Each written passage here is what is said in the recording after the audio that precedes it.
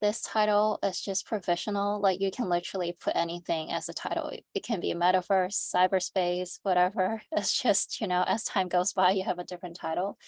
But the focus is really how the Phygital, physical and digital, has the participatory component that really engage communities. So a bit about myself. I actually did my bachelor here in Hong Kong, and I met Yara in Germany. And then I went to Moscow to do research on urbanism. After that, I actually did a master at Bartlett, and then I stayed there and started teaching. And now I'm back in Hong Kong doing my PhD. Yeah, so a bit of a bumpy ride. So along the way, I've collected an assortment of hype words that I thought, is like emerging in the past few years. And sometimes it's so confusing. We don't know what's what. I mean, including in the 1940s or cybernetics, it's what I did my master on. In the 1960s, we started having collaborative intelligence, AI. In the 69, we have mechatronics. And then 99, we have Internet of Things. In 2001, we have digital twins. 2006, we have cyber physical system. 2007, we started seeing Phygital. And then afterwards, it's more about distributed computing, including blockchain or the rise of game theories. 2010, we have immersive marketing that basically takes the idea of Phygital into user journey mapping. And then finally, we have 2016, which is decentralized autonomous organization and federated learning and anything about distributed computing. So all of these words I actually just search on Ngram and find whatever texts I'm able to get my hands on. And then you would be able to see the trends go from physical and more back into the virtual space. And then now it's all about synthesizing how the virtual may have an impact on physical reality. Well, actually, the earliest use of the term Phygital is from this paper by a Japanese researcher, Nakazawa. And the whole point about having a Phygital map is that we'll be able to use a multimedia interface to access information on a physical map. So we actually assist people to understand information in a more user-friendly manner. So most importantly, user-friendly here means that we're using off-the-shelf devices. So we're not using expensive latest technology, but anything you can find just in a supermarket. That was the idea. I mean, you don't find a mobile in a supermarket, but that's what off-the-shelf means. So you can see that it's all different brands. It's all different, probably even software. So the most important thing is how data can actually operate between these different proprietary sources, and then you have them together as one multi-access system. So this is when participatory meets the Phygital. And of course, participatory design has various levels of community engagement depending on the design agenda and also on the various ability of the participants. And the whole goal about participatory design is to engage different stakeholders early on in the process, so ensure that the outcome meets the needs and interests of the users. And including consultation, I mean, most places are doing this, but as we go up the ladder, you'll see how the difficulty increases, including involvement, so user providing input to decision-making, participation where users are providing design agenda, and then co-production, which is what I mostly work on, which is everyone is equal within the design process.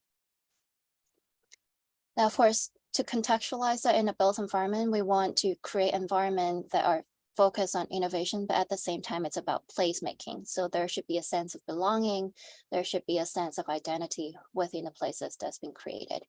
And participant can be potative, potential, or future within most places, which is engaged in speculative construction, meaning we're building projects before we know who the user is particularly difficult to do participatory design. And of course, within the various stages of development, initial exploration, problem definition, ideation, development, and evaluation, all these stages should engage the community as well. So we're not just taking them as data subjects. Citizens should be an active actor and agent that should be informed at all times. At the same time, they're not passive consumer of services, but they should be active participants and contributors. So we're not trying to just extract data from them, right? And in Europe, guys would be like, yeah, why not do it? Let's just build a co-housing. I mean, it's so easy, it's so lovely. There's so many projects around. Why not do it? I mean, back in Germany, where Yara and I were studying, there's like hundreds of projects that have a whole public department that deals with regulation and public policy over how co-housing can happen, right? But this is where I come from. Like every tower of this easily reaches 30 to 50 floors. The tower I'm in also 30 floors, each floor around 4 to 8 units, and each unit holds 2 to 3 people, right? So we're saying that every housing estate easily reaches 9,000 people. A public housing estate will even go more, like 10,000 people, 12,000 people, 50,000 people, let alone fitting them in one room. Even in a virtual world, I'm pretty sure the internet wouldn't like say yes to that. So how do we even have a scalable participatory method or approach within this context? And it's not just Singapore and Hong Kong, it's entire, all of the big cities and including most of Asian countries is facing the same problem. So here are some challenges that I've identified, including scalability, which comes in both financing and organizational. And at the same time, I think one of the main point, I mean, it's arguable about participatory design is that top-down and bottom-up approaches should be synthesized. So it's never either or. It's not how the real world works for me. It's all about how different chain of command may merge together. So then information would not be messed up, right? So it's also about skill sharing and social mobility, which means that while we're gathering data from citizens, they should be able to learn skills in the process. So it helps them to move up social ladder as well. And more about on the data side, if we open up the floor to just anyone, how do we prevent spam? How do we prevent inoperable data or information overloads? Like for instance, Pinterest, people are uploading repetitive information every minute. And then sometimes the search engine is not so optimized. We get very similar results. So that's not very useful for us, right? And of course, publicity tokenization, like how to ensure that the co-design outcome would not end up in my trash can, right? How to ensure design is implemented. And finally, for me, it's the most challenging part. Like collecting opinion is easy, right? That's what surveys do. That's what questionnaire do. But to actually understand interest or understand a vision, which is something more intangible, for me, that's also why the virtual space might provide opportunities. So one sentence description is basically new means to participatory planning driven by collaborative Phygital tools. And we're looking at architecture and urban planning, right? So if design process is information production, then a moment to which multiple design options collapse into physical reality is information consensus. So it's not just about throwing ideas out there. It's all about being able to agree or disagree, but being able to carry through and have a positive outcome. So I think I'll just briefly go through 3 projects that might be of interest to you guys. The first is about having roundtable in 3D. So in a past year or two, I think I've been in a dozen or 20, 30 conferences with all of my collaborators, and it's unimaginable in the past before because first, every conference has a registration fee. So as individuals or as a collective without any institutional support, how do you join conferences and everyone costing $300, $500 or more, right? If it wasn't for the pandemic, which I mean, fortunate or unfortunately, gave us a chance to actually just participate in virtual worlds. And a lot of the conference organizers were able to waive the organizing fee, right? At the same time, these conferences are all around the world. It's in South America, North America, Europe, Middle East, Asia, just everywhere. And you can't be in one places, 2 places at the same time, but now we do. Like literally one time I was just having 2 computers and one on each conference because time was clashing. So me and my collaborators were thinking, well, what are actually the more interactive Phygital interface? And these are 2 of the most amazing and wild cases that I've participated in, but mostly it's really about bringing the virtual information onto physical space. And we want to try the reverse. And this is why Alberto and I, we have this round the table VR project. We basically invited, I think, more than 40 participants, over 18 institutions, businesses, startups, and just individual collectives from all around the world. And then we come together to discuss what is the future of decentralization, phygital exchange, and also education. So these guys, including Houdini School, Rhino Grasshopper, Mozilla Hubs. So all of the softwares that we use nowadays, we just invite them over and give us a talk. And then afterwards, we are engaged in a roundtable. But the process was particularly difficult. First, the framework was quite open because it's just about decentralization. And second, guys don't know each other, so there's always a sense of awkwardness and not fully into the discussion. And no matter if the guys are trained or untrained, professional or unprofessional, the more you engage communities, the more you realize this is like a common communication challenge for everybody, because you can't just expect people to sit together and like start talking. It doesn't happen. So conversation has to be guided, topic has to be provisioned, and also ways in which we communicate has to be designed. And that's also where the role of architect shifted from just designing spaces to actually a facilitator. So this roundtable taught me a lot about, how to get people talking. And that's when I wanted to bring the project back to my home city, Hong Kong, and started working more on co-creation. And this is, I think, quite a powerful idea, which is procedural rhetoric, is by Ian Bogost. I think it was back when I was in Germany, I first got in touch with this book. Damien probably introduced it to us. And then when I got to the Bartlett, I came across this book again. So procedural rhetoric is all about analyzing the art of persuasion by rule-based or maybe agent-based representations and interactions rather than spoken or written words. And it really focuses on how game makers craft laws and rules within a game to convey a particular ideology. So you can say it's partly about communication, but perhaps more about education or co-learning. And it's expressive power video games. And Ian Bogost go around public agencies and introduce designing games for them so then they can train up people through more interactive and fun manner. And this is also an analysis of how the rhetoric or the art of persuasion may be conveyed. And on the outermost level, you got like social, tactical, sensorial, or affective. But the more you go into it, you realize it's actually a provision of methods to how we design video games, including not just the narrative, the procedure, and the cinematic expression, but also all the sound, visual, linguistic, and haptics. So through this, you sort of have a targeted method of how you should have an all-rounded design that really fulfills all of the requirements if you really want user to immerse in the narrative. And so now I'll describe an ongoing project, which is the digital community game. And it's all about co-creating public facilities within high-density housing estates. So we did a series of workshops last summer, and then we bring the virtual reality technology into the community. And then we try to really approach adults, young people, but also elderly. So people who are 50 plus, 70 plus, and we want to know what happens when we engage different age groups and also communities. So we also use interface or not just VR headsets because of obviously health and safety issues.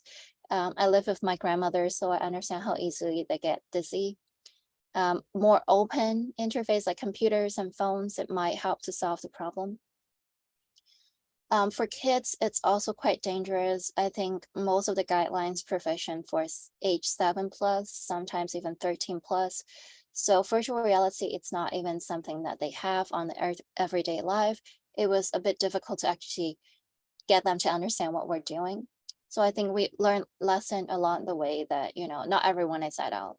And sometimes elderly and kids are actually marginalized communities because they don't really have that digital literacy level and thus not having a voice in this. But of course, everything has to go back to an architectural problem. So we visit this public housing, which is very close to CUHK. And there were 2 wet markets. just one street apart, and both of them are serving public housing residents. And it's crazy because you see the green one is completely empty, and then the red one is completely full. Like I can't even fit myself in. So we started asking ourselves, like, what happened? Why is this the case? Why are people more attracted to that one and not this one? So we started with a research problem. At the same time, we looked more into the actual context, and then we realized that this public housing has more elderly, actually 10% more than other public housing. So they have 20 to 30% elderly people. And on top of that, next year, they will have 100 more elderly rental blocks. So it will be just a lot of elderly people. And how do we actually synthesize between old and new establishments and generation? That was something that we're interested in. And then this housing at least 9,000 residents. So ultimately, we want to design a game that can help them to co-design the wet market, but also outdoor public space. And this is all about intergenerational team play. So according to contact theory, direct contact is the most effective way to reduce misunderstanding. And therefore, efforts to enhance intergenerational connection is of paramount importance. I think in general in China by 2035, we're at the critical level of aging. So I think that means more than 10 or 20% of the population is like 50 plus or 70 plus. So how do we actually incorporate that back into society, right? In the West, it's all about having insurance policy or having a very good pension system. But in China and maybe also in the Asian culture, you can look at also Japan and Korea, it's also about integrating back into the workforce. So then you give them a sense of life, a sense of purpose, and not just hanging there waiting, depending on other people to, manage them. And that's why we thought this co-creation game can help them to understand what's happening now within technology, society. At the same time, if they work with teenagers, it might help them to provide wisdom and information while teenager can provide digital skills. So then they have a sense of co-learning. And obviously we would show them, well, in reality, these things do get built, right? It's not just a game. And most importantly, they should understand what community facilities there are. And some of them don't even go out much, so they don't actually know that there's elderly center, kids center, swimming pools within the public estates. And of course, the housing estate has about 40 years of age now, and public facilities are also changing, especially when we've been through different governance models, right? Now it's all about socializing different age groups. And on the other hand, we want to actually work with the industry. We want to understand what is the industrial need right now in construction. And in Hong Kong, we have a lot of modular integrated construction projects. The government's trying to push this, so it's going to minimize pollution because everything will be fabricated in the factory, coming here and then just assemble. It's going to shorten the construction time because, nowadays people wait 6 or 7 years for public housing, which is just crazy. And then at the same time, it gave us a bit more creativity over how each module might be designed, and then it assists citizens to actually design which is module. So it's easier for them to understand the components of a building, right? So in virtual reality, it might also be paired with voxel data format. Yeah, so MIC in physical reality and then voxel in virtual reality. So it kind of just makes sense for us to modularize the game. Now, the 3 S that I have learned through engaging communities of different age group. First one is a sense of achievement. Participatory design workshop can be really boring. I have been in a field myself, and even me who perfectly understand what they're trying to do, I still want to fall asleep sometimes. So how to actually make it fun for them? Now, first thing, if they are able to see themselves in virtual space, people just get excited for no reason. I don't understand. That's why you have to, but of course there's also data privacy problem we have to manage. At the same time, they should feel that they are able to customize within a game. And that's a bit challenging because we're just using Mozilla Hubs. Not a lot of customization is available. But then one day I was just walking along the street and I realized, shop signs. That's something quite unique to Hong Kong. And I was like, I don't believe Europeans have like such a big hype shop sign culture that's just everywhere and falling down on the street. And sometimes people die by hitting on their head.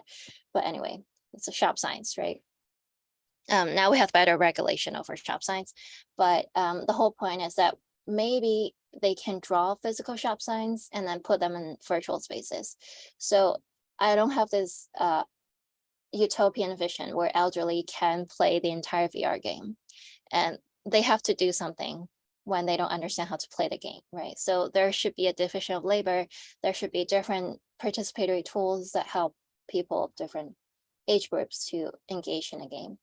So this is one of the outcome, and it doesn't look much, but actually through their presentation, they were able to tell us that actually they want a hot pot shop. And the reason behind it's because when their children or grandchildren come back to visit them, their home is not particularly big. There's nothing else inside to play. They can't keep all the toys in the world. So they just want a big food eating place. I mean, Chinese people, it's all about eating food on a round table. Yeah, so they want a really big hot pot shop. At the same time, they want a paper offering shop, which is something that young people like me wouldn't imagine. Paper offering, it's like a Chinese tradition where they burn papers for the dead. And in Hong Kong, they burn a lot as well. So they want one of them. At the same time, they want fresh chicken and fresh fish. It might be surprising to hear this, but ever since we got H5N1, the supply of fresh chicken is very limited in Hong Kong. So all of this actually tell us about the history and life of people who have been in Hong Kong for more than 50 years, 70 years. It tells us a glimpse of how they used to live in the past and how they are trying to navigate themselves within this constantly developing city. And also another way is just have them able to, sorry, it was my grandmother. Give me 1 second.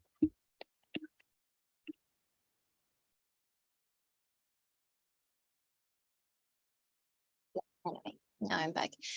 Yeah, it's just have them see more of their own face in a virtual world, and also having mini games that just ask them to put selfies in a virtual world.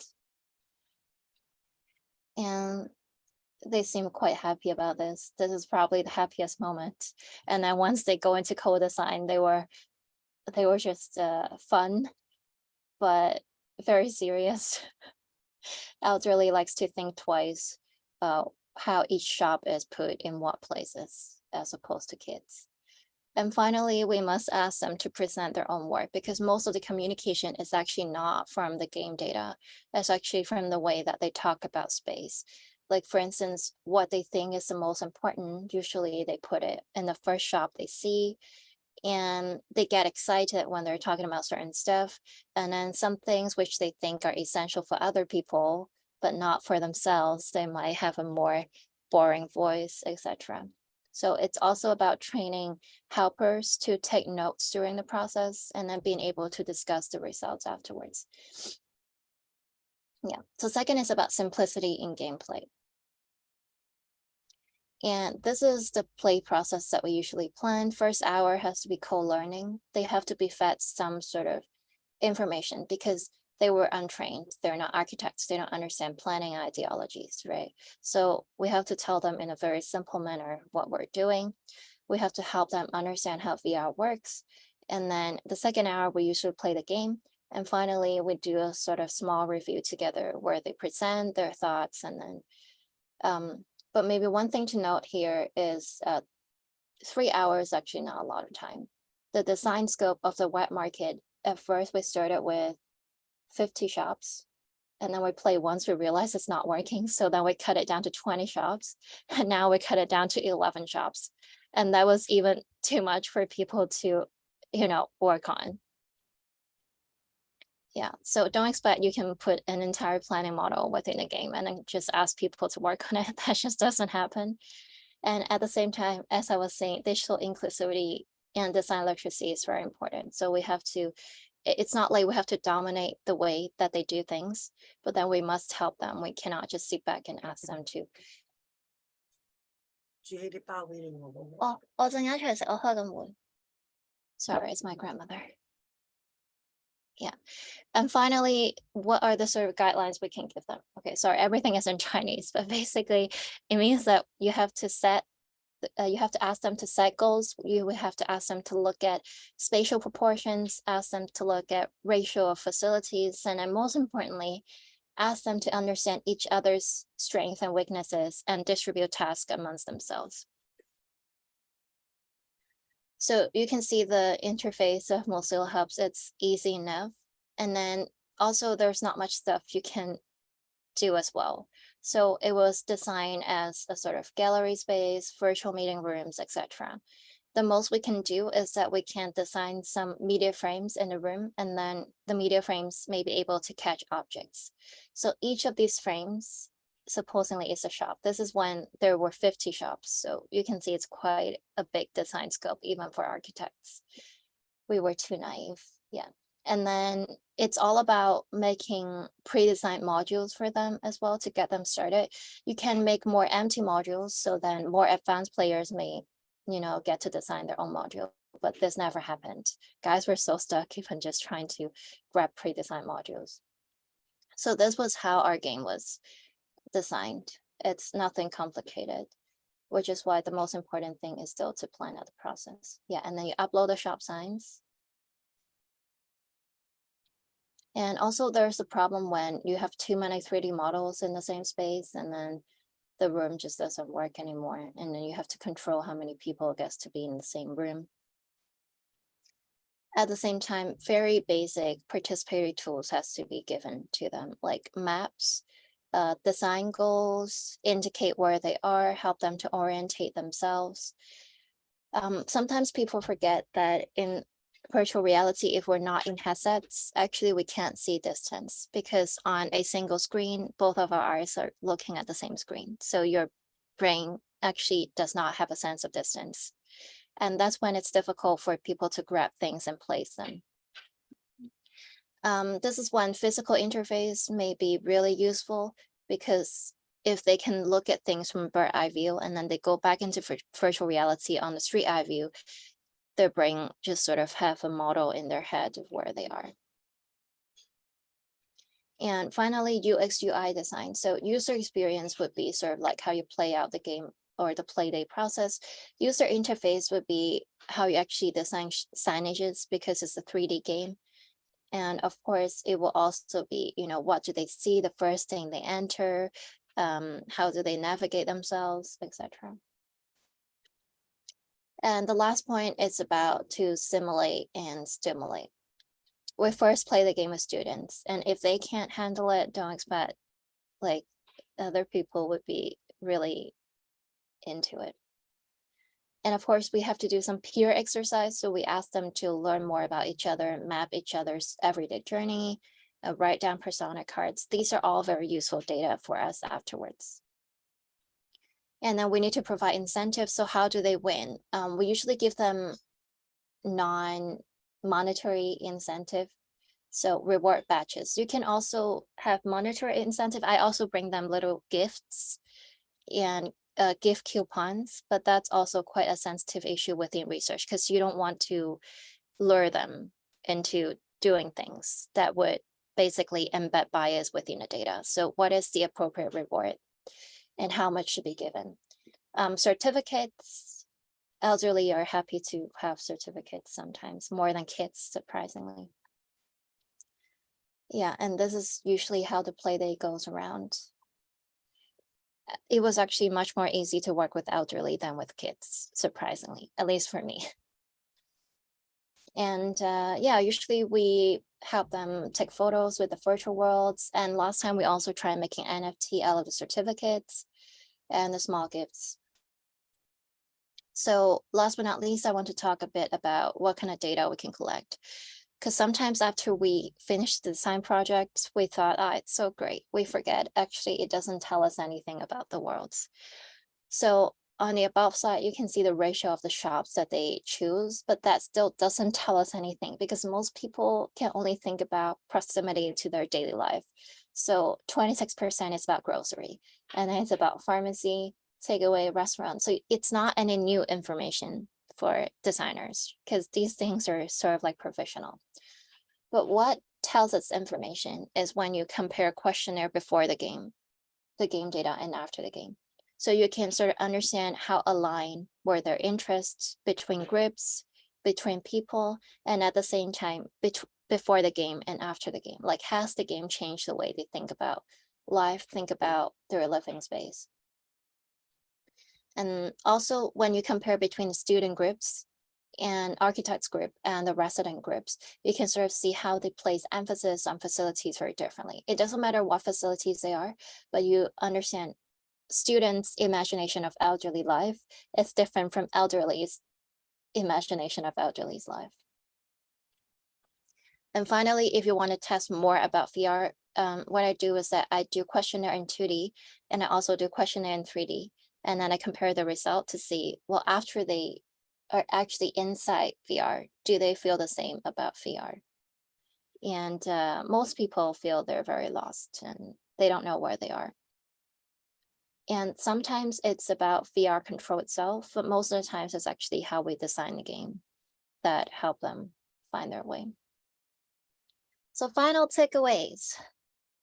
So actually has nothing to do with the game, but like I've this assortment of words that I've collected, the metanet, metaverse, omniverse. It used to be cyberspace, but now it's metaverse. It's also like, for instance, metanet, it's not just about blockchain. It's actually how we discretize data parcel. So then we can have a chain of command that has continuous exchange.